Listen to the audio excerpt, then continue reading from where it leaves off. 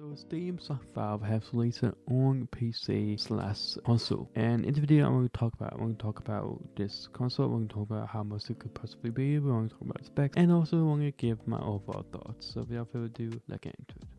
So it's about how much could this console be, and obviously I can't really determine how much it will be. Nobody can, but they're going to make it affordable. In fact, I believe on a recent article, the CEO talks about how he's trying to make it affordable as possible. And with that in mind, I can imagine this will probably be around about. It'll probably be under $900. I can't imagine it'll be over $900. It'll be under $900 definitely. And that's how much I think it will be. To be honest with you, I don't think it would be too expensive. Like I said, they want to dominate the space in the console space. So I would dominate the PC space, but they want to dominate the console space. I feel like that is exactly the price range that I think they're gonna do. And if this works, then yeah, this could be absolutely amazing. Also, keep in mind, coming from the interview from Eurogamer, the CEO has noted this. They are still narrowing down the last few details with respect to production, and they are going to basically release the price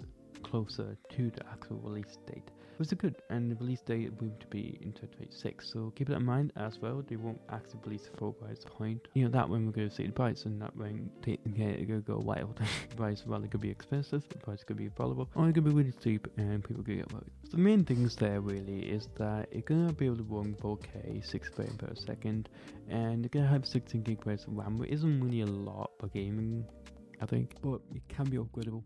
This will allow you to play more games at 4K 6 frames per second, which is quite good. And also there are much more specifics like on like CPUs and CPUs and stuff. I'm not a technical genius yet, so I don't know much about CPUs and CPUs. I've mostly been a console player. But yeah, I don't think that bad. People are concerned, but I don't think that bad. And yeah, honestly, it looks like a pretty entry-level PC. I believe that also mentions that it's gonna be like an entry-level PC, which is obviously understandable and quite good. Frankly, what are my overall thoughts? I think that this is gonna be a really, really good console if it works.